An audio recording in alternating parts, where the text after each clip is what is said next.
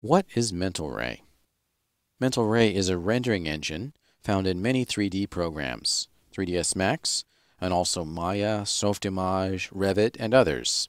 It was created by a company called Mental Images from Germany, and it's now been bought out by NVIDIA Corporation. Mental Ray has been implemented in all these different programs because it is so excellent. It's actually a programming language in its own right. We won't be looking at programming Mental Ray shaders in this course, but just so you know, it's an incredibly powerful and extendable engine that can do almost anything. The Mental Ray implementation within 3ds Max is very tightly integrated, so a lot of times you'll be using Mental Ray without even really realizing it.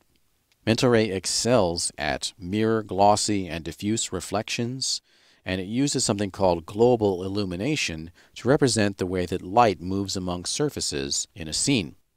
Let's take a look at a couple of examples here.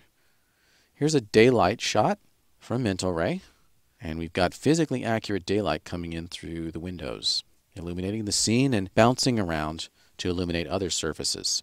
So that's global illumination. Here's an artificial lighting setup at night. Similarly, we've got light bouncing off of surfaces to illuminate other surfaces nearby. And this is actually physically accurate or photometrically accurate. So that in fact, if you're an architect or interior designer, you can set up a scene with a particular lighting scheme and render it and know that that's what that scene would actually look like in the real world. Now, of course, you can also use Mental Ray to render shots for a film or cinematics for a game or whatever. And you don't have to be physically accurate, but you do have the ability to be physically accurate, and that's very important and powerful. Additionally, Mental Ray has some super advanced features that are outside the scope of this particular course.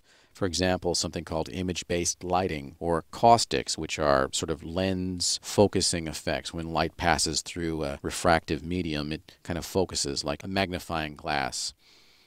But we're not going to be looking at all of the features in Mental Ray in this course. It's a pretty long course. It's several hours long, but even in that period of time, we're not able to cover everything in Mental Ray. But with what you've learned in this course, you can create some pretty incredibly startlingly photoreal images. And that's what this is all about. We're trying to fool the eye and make images that look realistic. So without further ado, let's go ahead and get started in Mental Ray with 3ds Max.